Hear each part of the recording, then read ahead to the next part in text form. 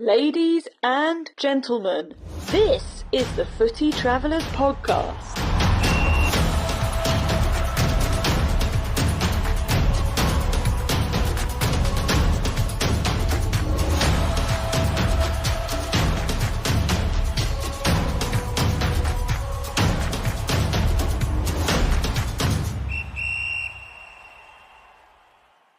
Well, we are here with Lee Galvin over in the UK, also known as at Matchday on Instagram. Lee, welcome to the Footy Travellers podcast. Hi, Colin. Thank you. Thank you for having me. As I said earlier, big fan of the Footy Travellers podcast and big fan of yourselves. Whenever you're in town, obviously try and catch up. So yeah, it's been good to catch you a couple of times now in real life, in person, in London. I think back in December 2024 was our first in-person meeting, and then I joined. Yeah. I joined onto your one of your group trips That's right. for an evening, and you guys were heading up to Wrexham, if I remember correctly, via some a Chelsea game and maybe an England game. Yeah. The next night. Well, England-USA game, I should say. Correct. Yes. Yeah. Let's not forget to slide our 4-time World Cup winning U.S. women's national team in there. Yeah. That was quite a trip. You yourself being, I would call you a prolific footy traveler. You are out there getting amongst it, visiting places all over Europe. I know I've seen you not only in England, but abroad in, I want to say, Spain. You've been to Greece. I got the Real Betis jersey on right there. Greece and Turkey, are those other places you've been to? And Greece, Turkey, Spain, France, Netherlands, Germany. It's almost like it's too easy for you being located where you are to get out and about doing your own footy travel.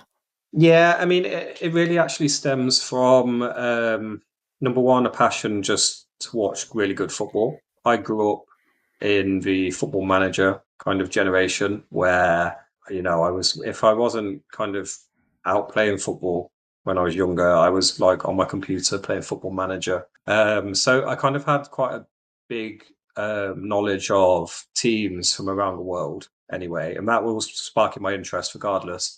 And my own team that I support is Coventry City, which are in the Championship.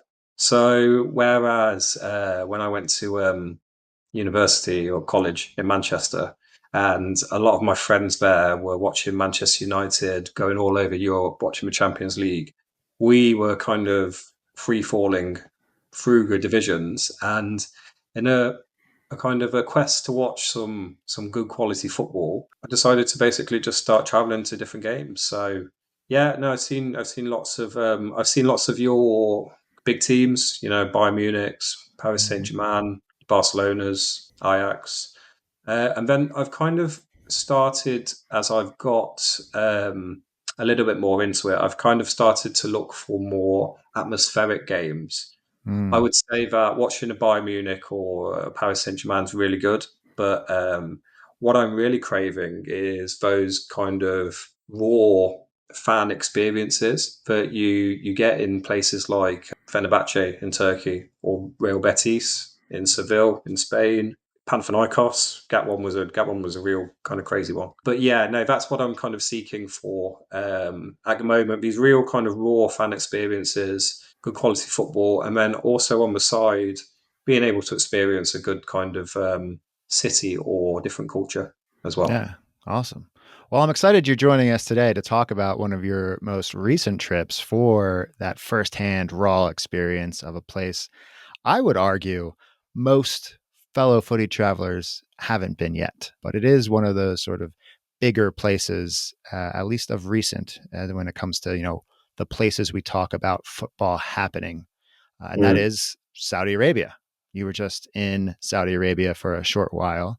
Want to hear all about the experience, the matches, the place itself, the people, everything, of course. But maybe just start with some basics. What inspired a trip to Saudi Arabia in the first place, and what games did you select and attend? What inspired a trip to Saudi Arabia? I think curiosity, to be honest. As Saudi Arabia is becoming more accessible, they're sponsoring a lot of events now. They're encouraging tourism, You've got things like the Grand Prix, the F1 there now. You've also got boxing events there now as well. And then obviously the increase in football. With that has also come more people traveling to the country and cheaper, more accessible flights as well. Hmm. So when I was looking for a couple of relaxing days after a stag trip in Poland recently, Nice. I thought I'll probably end up in Spain or Italy or Portugal, the kind of the traditional destinations that a lot of Europeans go to for Northern Europeans like myself go to for some hot weather. And to my surprise, one of the low cost carriers in Europe called Wizz Air was doing extremely reasonable flights to Jeddah in Saudi Arabia for about one way. I think it was about £130. I don't know what Okay. that is in dollars, but it's cheap. So, Yeah. Not a so bad deal, especially yeah, these days. Yeah. no, exactly. So I mean, I saw the cheap flight. I was kind of like, hang on. I was like, Saudi football is growing. There's reasonable flights over from Europe. Why don't I go and see this firsthand and see what the football and the country is all about? I mean, they've only actually started granting tourist visas about 5 years ago. Before Okay. that, you could go on religious pilgrimage. Is if you were Muslim, you go to Mecca or Medina. Hmm. But apart from that, they didn't really want any visitors or tourism. And since if I'm correct, I believe the king before the current king was very open to expanding the country's values and kind of making it more outward looking. Okay. And he did some kind of subsidy program where if you wanted to go to if you were a Saudi national and you wanted to go to university abroad, they would basically pay for that, and you would be able to go to a different country. And that's what they really wanted. They wanted their next generation of young, kind of bright people to go out into the world, learn different cultures, learn different experiences, and then bring it back to Saudi Arabia. And Right. then the current king, he is extremely outward looking and wants the country to be kind of a global hub, a major tourist destination. And yeah, that's what they're doing now. So when I saw the flights, and as a big kind of avid follower of football, I was like, I'm going to go check this out. So yeah, that's what I did. I got a flight to Jeddah, Okay. stayed there for 4 days. That is in the west of the country on the Red Sea. After that, I went over to Riyadh, the capital, which is a city in the desert on the eastern side, and stayed there for 2 days as well. So yeah, I was there for a week. So I know in those towns or cities, really, there are at least two teams in Jeddah, I want to say, and there's like four teams in the Saudi Pro League that call Riyadh home. Which matches did you get to? How many? Well, I got to two matches while I was there. I was originally only going to Jeddah, so I got a flight from Europe to Jeddah, and then I had a return flight from Jeddah back to Europe. And I had a look at what matches were there while I was there, knowing, like you've just said, Colin, that there's quite a few different teams in Jeddah. I was pretty confident of catching one of them. So I managed to get tickets to Al Ittihad, which is the team that Karim Benzema plays for, N'Golo Kante, Fabinho, who used to play for Liverpool, and there's a couple of other big names as well. So we managed to get tickets to that, and then about a week before I was going there, I was like, "Hang on!" I was like, "If it's only an hour flight from Jeddah to Riyadh." I was like, I've got to get over there and maybe try and catch a game there, and maybe I can see old Cristiano. And it just so happened that Al Nasser were playing on the Sunday, and yeah, I managed to get tickets to that as well. But equally, I'd have gone to see the other big team in Riyadh is Al Hilal, which is I think who Mitrovic was playing for. But sorry, just to digress a little bit, Al Nasser, the team that they have at the moment is amazing. They've got Cristiano Ronaldo, Kingsley Coman, Sane, and a host of other players who a lot of fans of Champions League football would know. It wouldn't look out of place in probably the top 6 places in like most of the top European leagues. Yeah. And who was Al Nasser playing Al Hilal, or were you at the No, Riyadh Derby? Al Nassr were playing a team called Al Khaloud, Okay. who I didn't actually know any of the players who were playing. I don't think they've got the kind of investment that Al Nassr have. But Right. Al Nassr also have George Jesus, who used to be Benfica manager, and then Al Ittihad have Laurent Blanc as the manager, who the French defender who used to play for Manchester United, French World Cup winner. So both of these teams actually have really good investment and 2 good teams to watch while I was there. Right. Yeah. I want to say, I think what it was, the Sovereign Investment Fund took over 4 teams in the league. And those 4 teams really seem to have brought in that international roster and really pumped up the notoriety of those teams in the league itself. And, obviously using them to grow. What But, were the stadiums like?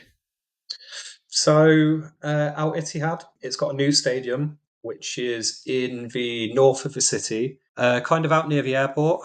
It's 62,000 seater. It Okay. looks kind of circular and bowl-like a little bit, I guess, like maybe some of the stadiums you might have seen when you were out in Qatar. It's kind of like new design ones. I mean, it's a beautiful stadium, to be honest. Yeah. You'd compare Then, them to some of the World Cup Qatar 2022 stadiums. yeah, exactly, Yeah. exactly. Anything comparable in Europe or elsewhere that you've been, or? It's a difficult one. I mean, it's a kind of a new circular stadium, but it hasn't. It's kind of got like a brown and gold design on the outside. It's very grand, very Middle Eastern, I would Yeah. say. What about the atmosphere, like during games? You're at 2 matches where there's at least one sort of prolific team that most people might know. Yeah, yeah, yeah, Anyone who's watched the recent Netflix series, I think it's Saudi Pro League Kickoff. Of course, for those productions, they always show the biggest and the best part of the experience. But what was the match experience like in the stands for you? I mean, were there fans with smoke and flares, or was it rather tame? Or I mean, firstly, a huge misconception of what mm, atmospheres in Saudi are like. If you speak to a lot of fans in the UK, I think what they would say about Saudi is that they're paying players lots of money to go there, play in front of very small crowds, and it's probably almost a kind of retirement home to just cash in and get some big bucks prior to hanging up their boots. I did a bit of research myself prior to going. I looked on YouTube. I had heard that the Al Nassr games were a little bit more touristy. People just really go just to see Cristiano Ronaldo, and that if you wanted for better atmospheres, then that was in Jeddah. So watching teams like Al Ittihad, who I went and saw, or Al Alil, who have got Ivan Toney, who used to play in the Premier League, playing for them, and I think some others as well. The stadium in Al Ittihad, I would say it's 62,000 capacity. I would say it was about 70% full, okay. so decent turnout. They had a section behind the goal for the home fans, which had lots of flags, no flares, but lots of flags which were waving all game. Big group of ultra style fans. At times, with their backs turned to the match, doing the Poznan, which is kind of really popular. If you kind of didn't know where you were, you'd look at that stand and think you might be in Germany or Poland. Yeah, the atmosphere was a big surprise. Yeah, it shocked me, to be honest. It's a big surprise, and it's really refreshing, to be honest, because Yeah. I didn't expect much from it, and it was really really good. And then Al Nassr was, I'd say, the stadium was about 60% full. It's got a smaller capacity. It's a more square shaped stadium, Mm-hmm. maybe a little bit like Fenerbahce, to be honest. But outside, they have like games and loads of interactive things for kids and families to do. When you get into the stadium, yeah, again, behind the goal, directly behind the goal, it's a smaller section, but you've again got these kind of ultra style fans who are waving flags all game. And Yeah. again, really surprising atmosphere. The fans around me in the Al Nassr game were talking to me, asking me what I thought compared to European football, giving me popcorn. Super, super surprised. It was all in all, it was a really fantastic experience. Awesome. There's a No, fair. particular aspect I want to ask about, but Mm. I don't want to give it away. I'll ask you first, though. You said you were kind of surprised by a lot of things. Is that sort of one of the bigger myths that surprised you? Was that crowds would be small and they'd be playing to an Uh, empty stadium? Were there other myths, if you will, that you kind of sort of busted by taking this trip and seeing it for yourself? well, I think, yeah. So, number one, the crowds are better than I thought or expected and had been. Better in what way? Better in size, Okay. better in atmosphere. Dare I say it? Some of the crowd in some of those matches, the two matches that I saw, were more lively than some of the ones I've seen in England at times. Wow. They Yeah. sang all game. It was really refreshing to watch, and they kind of had loads of flags. They were moving them around all game. It was really cool. The second myth, I would say, not a myth as such, but a lot of Okay. people in the Western world perceive football. You cannot have fun watching football without drinking alcohol. Mm. And I honestly, it's not a deal breaker for me because I'm sometimes a little bit more preoccupied about what's going on around me for my own, channel and kind of photography purposes. I don't always drink at football games. I do sometimes, but I don't always. And I really be honest, the atmosphere there and no one's drunk was just amazing. Everyone's drinking pomegranate juice.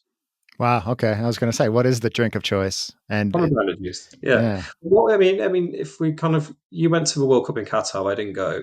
What was that like for you from a non-alcohol being permitted perspective?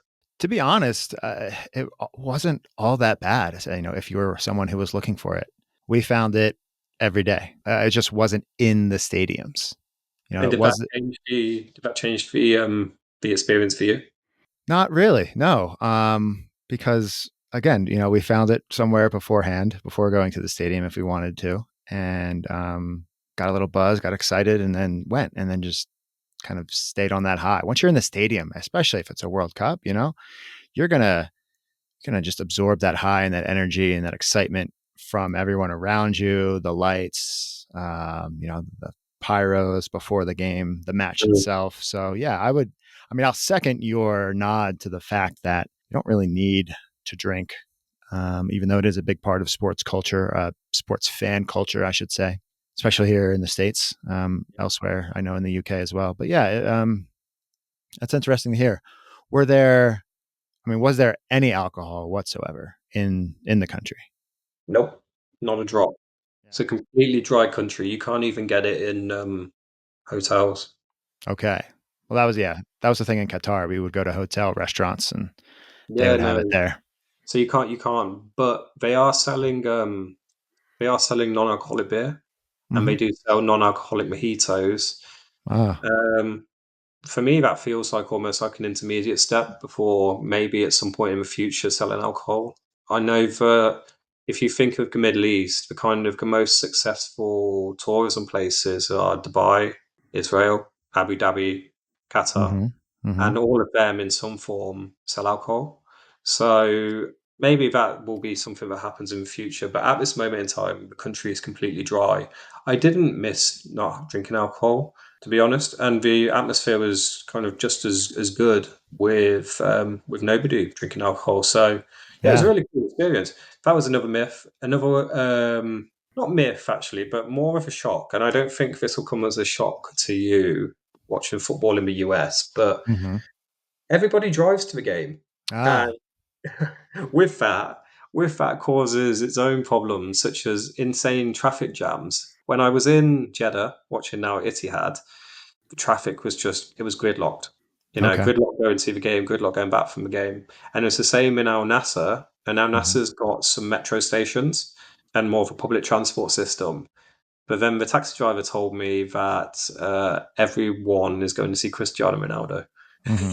So, yeah, gridlock traffic before games, which is kind of a new experience for me because everywhere I go, it's either the stadium is either walkable or you can get a train or Right. a metro. Right. So that was a Yeah. new experience. There was an option for sounds like public transportation, metro in Riyadh for Al Yes. Nasser. Anything even available in Jeddah? Uh, No. I think you could get, to be honest, so the city is big. It's got Yeah. about 4 million people. It's got beautiful beaches. The city itself is really spread out. They've got no public transport system there at the moment. So Interesting. to get around anywhere, you get Ubers. Ubers Yeah. are really, really reasonable Okay. priced for sometimes going about the equivalent of, I don't know, 10 miles. It would cost about €6. So they're really reasonable. But with that, obviously, comes traffic jams. And in Riyadh, they do have a metro system, which has only opened about 2 months ago. And they've just, I think it shows the progression and the speed that they're constructing things in the country itself, that they just kind of opened 6 or 7 new lines on the same day. They Oh, just, one day there wasn't a metro system and the next day there was. So yeah, that's it. But they have a okay. metro system and you could get Yeah. around on that. Yeah. Yeah. And I'm curious to hear, these experiences, especially around the whole transportation issue, because as we all know, Saudi Arabia will be hosting the World Cup in 2034, right? So we're only, 8 years away from that, roughly more than 8.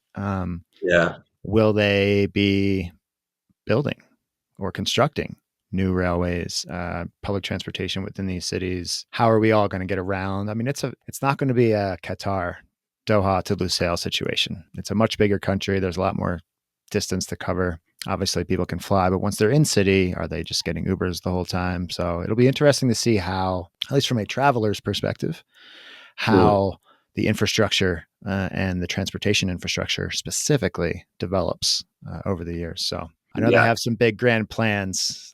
There's a whole website. We'll leave it in the show notes, but there's a whole website that they're talking about what they're going to build and how grand it's going to be and how ready they are and how forward they are looking to 2034. So Yeah. And I think that they've got the money and the ambition to make the country ready for 2030. But for sure, at the moment, getting around Jeddah is a little bit difficult. It doesn't feel like there's elements of the city which are kind of going up really fast and are being made with what looks like the view of having lots of tourists and having a World Cup there. But then the kind of the transport infrastructure just isn't quite right yet. And I think they must have some kind of plan there to build a metro system or a train at least that goes out yeah, to the stadium. But Riyadh for sure. Again, the kind of the speed that they're doing things there, the city has just got cranes everywhere. They're yeah, building skyscrapers everywhere at like record speed. So yeah, I mean the city will definitely be ready, and also internal flights are very reasonable priced as well. To go from Jeddah to Riyadh was about £100 return. Yeah. yeah. I was going to ask, how did you travel within country once you were there? Mm. Obviously, it seems like flights are the go-to. Very Yeah. much how it Flight, will go here in 2026 yeah, in the the Gulf States. Liner. Yeah, yeah, yeah, but exactly. But I mean, is it a reasonable price to fly around the States? Oof, hit or miss, to be honest. I'm starting to balk at flight prices a lot, just traveling Yeah, within, domestically. So interesting. before we move on to anything else, there's one question I kind of wanted to ask about the atmosphere in the stadium and match day experience. There wasn't any alcohol, obviously, in the stadiums because there's no alcohol in the country. Mm-hmm. Were there any women in the stands? It was. There Okay. was lots of women, maybe more than sometimes you would see in a Premier League game. Actually, Ah. And were they, intermingled with the men, or they were did they have their own section? intermingled. How antiquated are my questions? Most of them were intermingled with their men. Yes, yes. I would say they were with their husbands. I assume there were a lot of women there in Jeddah. Definitely, there were a lot of Mhm, women there who were kind of in traditional dress. mhm, A lot of women there wearing full burqa dress, and that's not. I understand that's not mandatory in the country anymore. So some people wear headscarves, some people show their hair, and some people are wearing a full burqa. And yeah, mhm, there was lots of women. It looked like actually a family affair a lot of the time. Some women were with their partners, some women were with their children as well. mhm. Lots of families were there, so it was kind of it's interesting to see, to be honest. It looked more of like a family event. And there's Okay. also, what we're on it as well, but there's a traditional Gulf slash Emirati kind of dress, which is like a long white robe with some kind of headgear, which is kind of like a checkered red Yeah. um, Right. thing. And a lot of people wearing traditional dress as well. You really felt you were in Saudi Arabia. It was really a cultural kind of event. Which leads me to kind of wonder too, was this your first time in the Middle East? Yeah, yeah. I've been to. I mean, yeah, first time in the Middle East. Yeah, Okay. Yeah. I mean, we've already talked about, alcohol and the transportation issues. But I'm also just kind of curious culturally, maybe, we know there's a lot of different, rules in a Muslim country than people in the Western world might be used to. I mean, it's certainly a different environment just from a climate perspective. Being a Westerner visiting the Middle East for the first time, just what was the hardest thing to deal with, generally speaking? in Saudi Arabia, which I found quite surprising, was that a lot of people don't speak English. Okay. So we take it kind of for granted that everyone speaks some kind of good English. There were a lot of people that I met there who didn't speak really a word. Taxi drivers, a lot of them spoke literally just a handful of words. I actually was using Google Translate to speak to some people sometimes because they just levels of English in some places were just really low in like local restaurants, in taxis. Even some of the people behind the hotel could speak kind of minimal English, and that was kind of quite surprising. That resulted in a mishap going to the Al Ittihad Stadium where Uh-oh. we we ended up going to the Al Ittihad training ground about an hour before the game by accident in the Uber. And So not the stadium, the training ground, which how far apart are they? uh, maybe about 30K. Yeah. Yeah. I Wow. mean, I was quite lucky in Jeddah. I met a friend who lives in the Middle East. He's from Bahrain. He's Arab. He speaks fluent Arabic. Hmm. So when he was around, things became a lot easier to kind of Yeah. navigate. But somehow, not a massive football fan. He's not a massive football fan, and he left me in charge of kind of getting the Uber to the stadium, and Mm, we pulled up at what I thought was quite a small stadium, right. and With the no taxi, crowd, no lights on, just there's the occasional kind of person knocking around, but yeah. that was where, because that was the first game we went to. That was where I thought, people were right about these low crowds. They're Uh true. There is no one here. And my friend kind of said to the taxi driver in Arabic, he's like, "Are we at the right place?" And the guy was like, "Yeah, I think so." Because I don't really like football, so oh, yeah. it's okay. So we got out the we got out the car, and kind of my friend went up to like a security guard, was like, "Is there a football match here tonight?" And he was like, "Yeah, there's like a under tens." Uh, Yeah. so, so friend was like, "So Benzema's not going to be here?" No, Benzema's not going to be here. But the people found it quite funny, and we befriended one of the coaches, Oh who wow. was the youth coaches, and he Yeah. was like, "If you want, come and have a look around." Like just while you're waiting for your Uber, so he kind of took us on like a rapid tour around the training ground, which was really cool. Okay. All right. Yeah. So So that footy travel mishap turns into footy travel tourist experience. Yeah, exactly. Really, really cool. And Cool. I think also that shows the kind of the friendliness of the people. When we also got to the Al Ittihad Stadium, finally, I actually didn't see many other Westerners Mhm. there. I don't think I saw any at Al Ittihad, to be honest. And like when I needed to find my seat, I was literally hand walked to my seat. I kind of showed them my ticket, and two guys kind of like were like up here and kind of like took me to my seat personally. And You were I ushered suspect, up. Yeah. yeah, I suspect that doesn't happen. But and then they actually came back about 10 minutes later and was like, "Everything okay?" I was like, "Yeah, it's all good." So Having a I good was time? getting Yeah. like VIP service, which was Okay. like, I think they're just really hospitable people. A lot of the time, taxi drivers would turn around to me and be like, "Welcome to Saudi Arabia, enjoy our country," because it's such a novelty for them, kind of having tourists there. And I guess it's happening more frequently now, but Right. it's still kind of unusual. So yeah, the people who didn't speak English was quite like a bit of a culture shock. And then the heat. I've been to hot countries before, obviously, but the heat is, it was like 41 or 42 degrees Celsius. I don't know what Okay. that is in Fahrenheit. Yeah. God, over 110 degrees Fahrenheit, I would say. Yeah. Yeah, that's in the daytime, and at night it goes down to 30 degrees Celsius, which again is just, Okay. that's like heat wave territory in London. Yeah.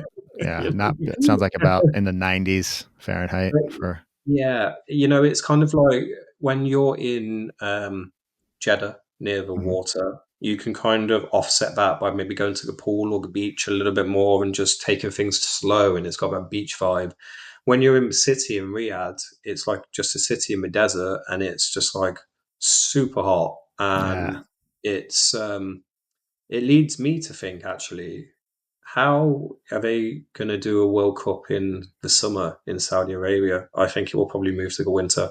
Right. Yeah. I mean, there's precedent for that. We know that the World Cup in Qatar was moved from June, July to November, December. So I wouldn't be Yeah. surprised if they did that. It also, I guess, depending on how the calendar works out, maybe give the players a bit more of a summer break that summer.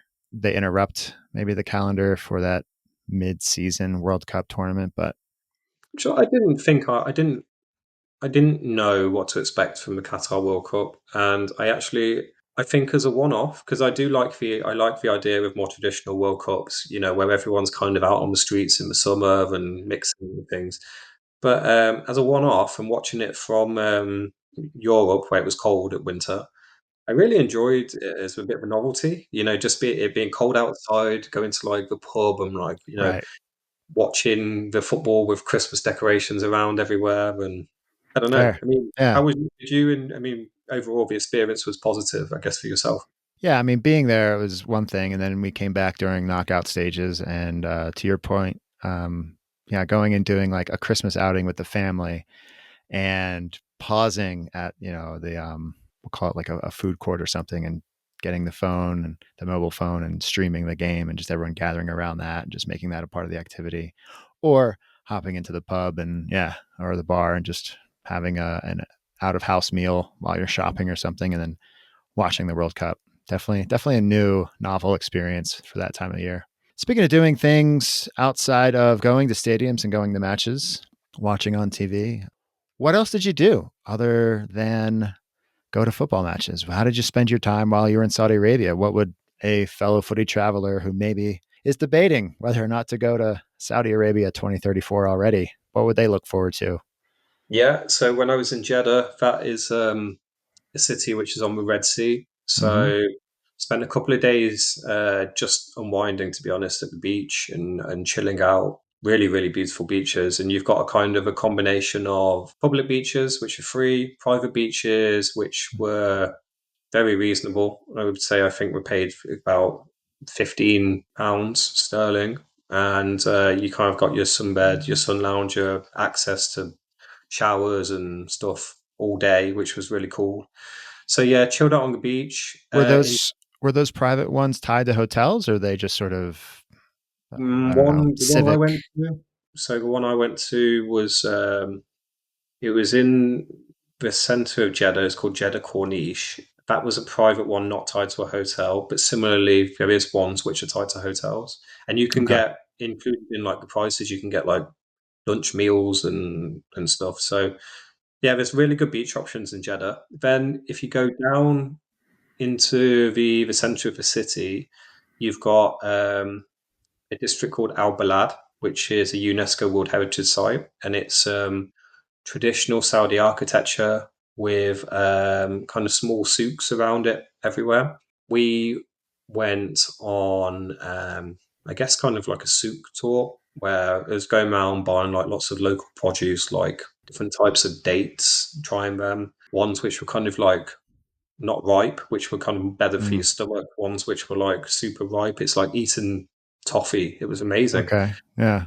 Different spices to try. And I was just kind of going around this market, just trying all this cool stuff. And people were kind of like loving my reaction to having the different foods. Right. You were Um, entertaining them. Yeah. yeah, I guess so. It's like, who's this crazy British man who's never had a date? It's probably completely like foreign to them. But I know Medjool and Deglet dates. It sounds Mm. like there's many other kinds. But yeah. I'm sure. Did you like them? Oh, I love dates. Yeah, I have them as snacks and chop them up. Pitted obviously is preferred. Yeah, And yeah, yeah, sometimes yeah, I'll make a little syrup out of them yeah. I if I have too mean, why many. not? Yeah, Yeah, I may do that now. I've kind of got a cupboard full of yeah. varieties of Okay, dates. yeah. Just chop them up, boil them in some water, and sort of reduce that down. Yeah, Maybe we should start a cooking yeah. podcast. The footy travelers turn foodie travelers Yeah, travelers. Yeah, Colin's cooking or something. or Colin's cooking show. How about in Riyadh? Yeah, what would you Yeah. do in So, Riyadh? It's in the middle of the desert. well, yeah. So just do one more point on Jeddah. It's because it's near the ocean. It's got loads of really good seafood. So we were kind of eating like lobster and all these kind of exotic types of fishes, which you don't get back here. And they were kind of coming straight out of the fridge, and they were cooking whatever ones you chose, and it was just really like an authentic experience, and really, really delicious and very reasonable priced. So the food in Jeddah was just amazing. In Riyadh, I went to a variety of different shopping malls. Okay. Uh, I was wondering if you were going to say shopping malls. so yeah, I went there. Went to some cool food courts. Went up something called the Sky Bridge, which is just a really high tower. Looks a little bit like the Eye from Lord of the Rings. Sauron. Sauron. Yeah, Yeah, yeah, yeah. I've yeah, I'll mention it. That Netflix special. yeah. So I think it's a 6 episode thing that they did on the 2023-24 season, maybe. Mm, But yeah, that particular Sky Tower gets a lot of mm. airtime, a lot of screen time. And I thought the same thing. I was like, oh my, that looks ominous. Yeah. So I did that. Had a look around some of the cool buildings. There's a big souk area. Went to the business district. It feels Riyadh at the moment to me. It feels a little corporate. It feels like a lot of big buildings, a lot of skyscrapers, and a lot of industry. There's a lot of like finance professionals, a lot of real estate professionals. Hmm. But I'm told that there's also a big kind of culture scene in terms of like good restaurants to eat at. Also, shows. They have lots of like comedians, like American and European comedians, going over there and doing things. Okay. There's definitely like an influx of Westerners who are floating around there now. I would say probably working there or doing business there. And yeah, you definitely need a pool, I think, if you're going to live there because it's not near any water. So Yeah. yeah, you need to kind of cool down. It's super hot. I've never been to Vegas. I imagine it's a bit like that, I guess. Yeah. As you're describing it, I'm like, this kind of sounds like Vegas, Yeah, pretty shows and impressive. restaurants and pools in the middle of the desert. Yeah. Yeah, exactly. Listeners may be hearing you describe your time and think, oh, that's exactly as I expected. Or, maybe there's some shocks or myths busted for them as well. But it's been great to hear, again, your firsthand experience, the on the ground, or boots on the ground experience and what Saudi Arabia was like. I don't know. It's a long ways away. We'll see how it goes if we make it to World Cup 2034, if we aim to go. But I want to ask you instead now about some of your other footy travels. Your more, Just before international. just Yeah. before we move on, would you like to know how to buy tickets? I probably should have asked that at the beginning. I think everyone who does want to go to Saudi Arabia wants to know, hey, how did Lee get his tickets? Well, yeah, it's I only say because it's I had a bit of an unusual experience. So tickets, no, actually, the first unusual experience was prior to going. I was looking about when the new fixtures were going to be released, and it got to about 10 days before the start of what was supposed to be the new season, and the fixtures hadn't come out yet. So I was like, this is a bit unusual. How are Yeah. people planning their kind of their football season?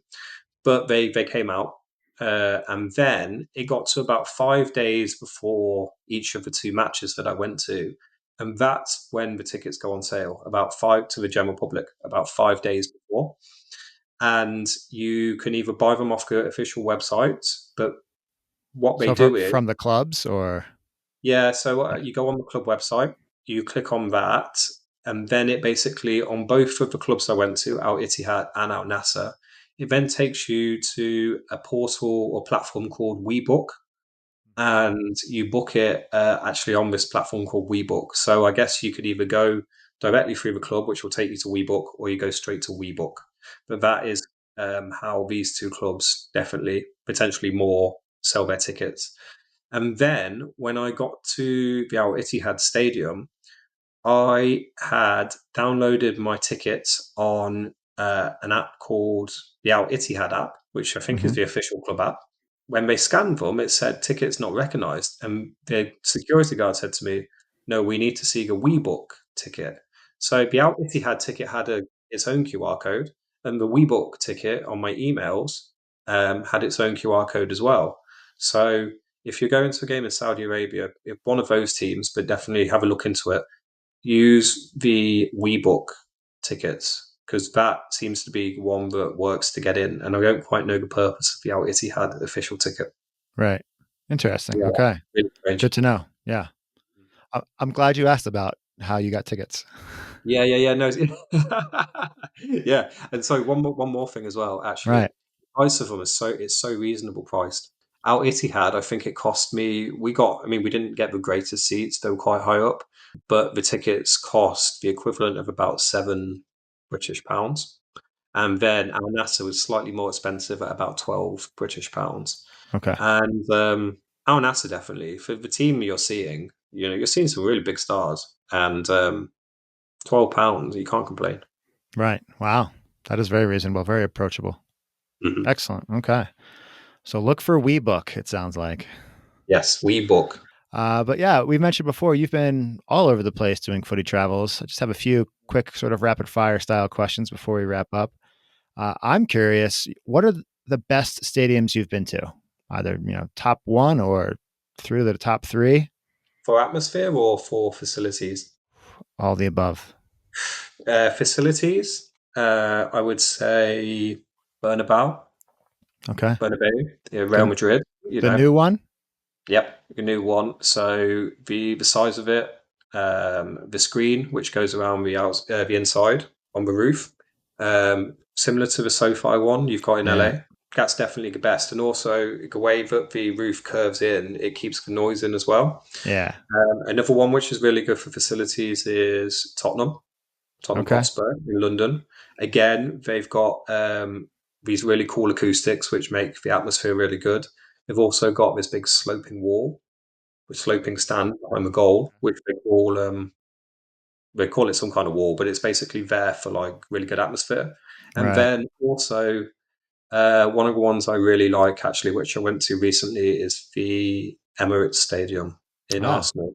It's new, but it's also quite grand. They have big original clocks. Every seat has padding on it, Mm-hmm. and it's just classy, I would say. It's also got like a running track style thing around the outside, Yeah. and a really nice club shop. They're the Nice. best for facilities.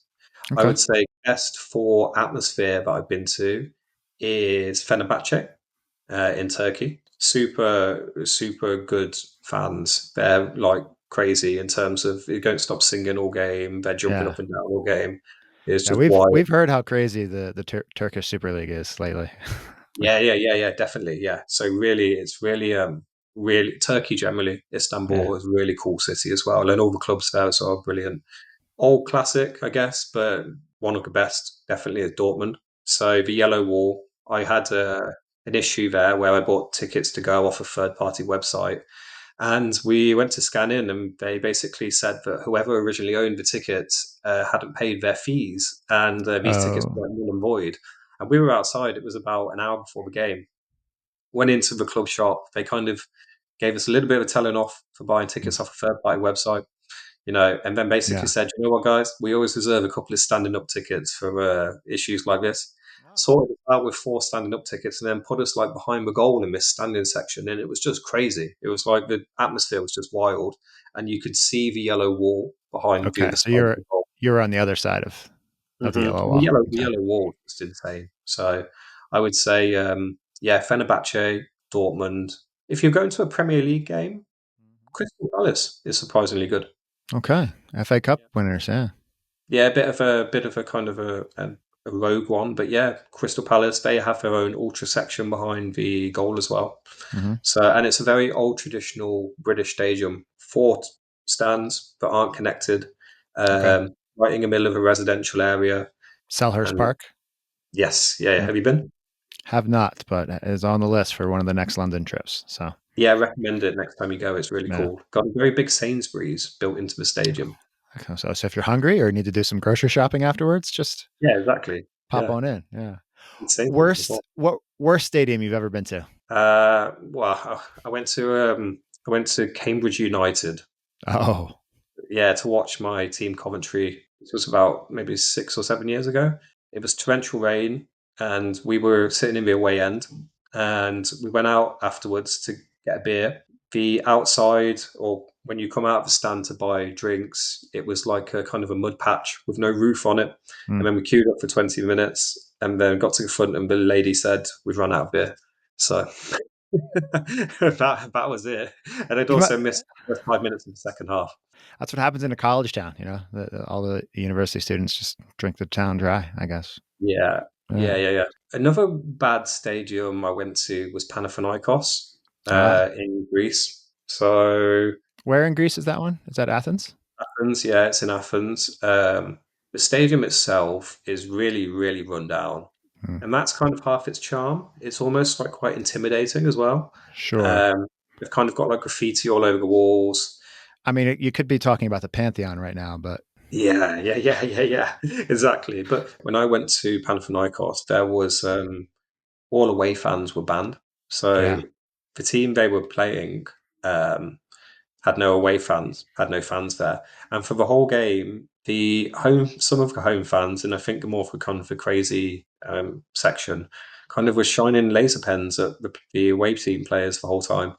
There was literally about 5 or 6 on the players at all moments, and the crowd, fans were really good, and we were kind of singing all game. But we were also in a section where it had like these glass barriers, kind Hmm. of like a pen, I guess, for crowd trouble, Yeah. and the barriers hadn't been cleaned. So when we got into the game, it was about 6 p.m.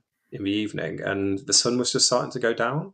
And the Mm. sun kind of was shining on the dirty windows, which kind of created this section where I just couldn't see the game because Wow. it was like watching the game out of like really dirty glass. Okay.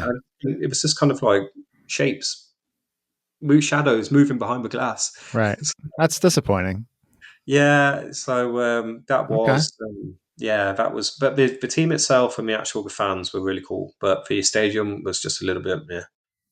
What is your biggest bucket list footy travel trip? Like what Boca one Junior, place? Yeah. yeah, Bombonera. yeah, Buenos That, Aires. So that comes up high on a lot of people's lists, ours yeah, included. Yeah. yeah, there and River Plate as well. So those two in Argentina. I'd like to do a couple of stadiums in Brazil. So South America, generally, I'm hearing. Yeah, South America. I mean, that's kind of the unofficial home of football, right? So it's like Yeah. kind of where it's more like raw. In Europe, not bucket list, but I would like to experience a little bit more of Polish football. Hmm. I've heard that's quite good to Yeah. watch, and Belgian football as well. Belgian, you said. Yeah, Okay. so you Yeah. like your Anderlechts and Club Brugge and those kind of teams. Often, a lot of decent players come from there before they move on elsewhere in Europe. So, I'd like to see a bit more Belgian football, a little bit more Polish football, because I've heard the atmospheres are actually really good in those countries as well. And then I'd like to do more actually MLS. Yeah. So, I think what you've got Come going on on there, over. definitely the MLS. I think it's a really exciting time to be over in the States in terms of the football scene. It's basically like unfolding in front of your eyes. The Yeah. clubs are getting bigger, new clubs are appearing. You're getting big players now as well, Yep. and also Yep. clubs are more experienced, more established in terms of creating youth players as well. So you've actually got like new talent coming up through the club academies as well. It's cool. Absolutely. Yeah. My mind goes to, Kevin Sullivan from the Philly Union, that academy, and just What's recently your signing with Manchester City. I have one more question for you. As such an international traveler, what would be your best or biggest tip for international footy travel? number one? I think look at the best check the stadiums don't have glass in terms of glass, glass or netting. Another Yeah. one actually sometimes is that some stadiums in Europe definitely and elsewhere have either kind of glass partitions in them or they have netting behind certain areas for maybe historic fan trouble or keeping certain fans apart. And just Mhm. really do your research about where you're sitting in the stadium and don't end up behind a net or a Piece of foggy glass, I guess. piece of foggy glass. Exactly. Another one is be wary, I think, of where you're buying your tickets from. So a Mhm. lot of third-party websites, like I got mine from, they actually have a refund policy that if good tickets don't work, then they can get refunded. We bought 4 tickets off that website. It's a Yeah. well-known one as well. They do tickets all over the world, Shall and we shall we not name the bad ones, or shall we name good ones, or what? it's called live tickets. I've said it. But to be honest, I think I bought things off them before, and maybe not Yeah. football, but like concert tickets, and it worked fine. But Okay. on this occasion, it didn't work, and Mm. they refunded all the tickets when we got back, which was really cool. But I think if you are buying off a third-party website, just make sure that there is a refund option in place. Okay. And then we were very fortunate as well that at Dortmund there was actually they hold a few tickets back for some poor tourists like us who've been ripped off on the black market. Gotcha. So yeah, they would So be yeah, maybe even if you go somewhere and you don't have tickets, it's worth rolling up to the ticket window and just asking if there's any day yeah of for sure. tickets available that they'd be willing to sell you, and you'll Yeah. know that they're legit, and it might be in a really cool spot. So Yeah, exactly. I mean, I think if you're ever going to do that, you have to get there really early before the game, like yeah, minimum 2 hours, because there is in most clubs there is always some tickets that they do just sell off on the day, but right. just have to get there early. And yeah, apart from that, I think it's always good to wherever you go traveling generally just to learn a couple of words in the local language. Normally, hello, goodbye, and whatever else the locals normally respond well. I think if if you try a little bit, and most of the time when you go to football matches in different countries, and people are like, "Hey, you're not from Germany or Yeah. Greece," and you kind of say, "Oh no, I'm from the UK or I'm from the States." The football family is just a really big family. Most of the time, people just love the fact that people have come to visit their team, local fans. So, yeah, I think just enjoy it and kind of immerse yourself in as much of the football culture as possible. If you do a bit of research and find that there is like a local bar where the fans go beforehand, maybe they Hmm. all drink out on the street, down one street where there's lots of bars, go there and just kind of say hello to people. Most of the time, they love it. And maybe that inspires me to say it a little bit early. You mentioned the football family, but yeah, for us, it's all about, being loud, being proud, but being good to each other. So I think on that note, we'll wrap this up. Lee, thank you again for joining us here on the Footy Travelers podcast, sharing Pleasure. your experience. I mentioned at the top, I think you are at Matchstay on Instagram. Yeah, and YouTube and TikTok. All right. Those are the other socials. If you're on those platforms, folks, check out Lee, all of his footy travels. I've checked it out. They're incredible. He goes to a lot of really cool places, offers a lot of good insider tips on his experiences. And until we see you all next time, definitely check us out on Instagram. We are at Footy Travelers. You can subscribe to the podcast wherever you're listening to this right now. Give us a review and a rating if you can. And check out footytravelers.com for any information on our upcoming trips or other stuff like the newsletter that we have every month. You want footy travel tips and tricks into your inbox once a month? Sign up for that. And Lee, as for you, until we see you hopefully soon, next time we're over in the UK, I Mm. wish you all the best and safe travels. Thank you, Colin. And yeah, keep doing what you're doing. Keep traveling.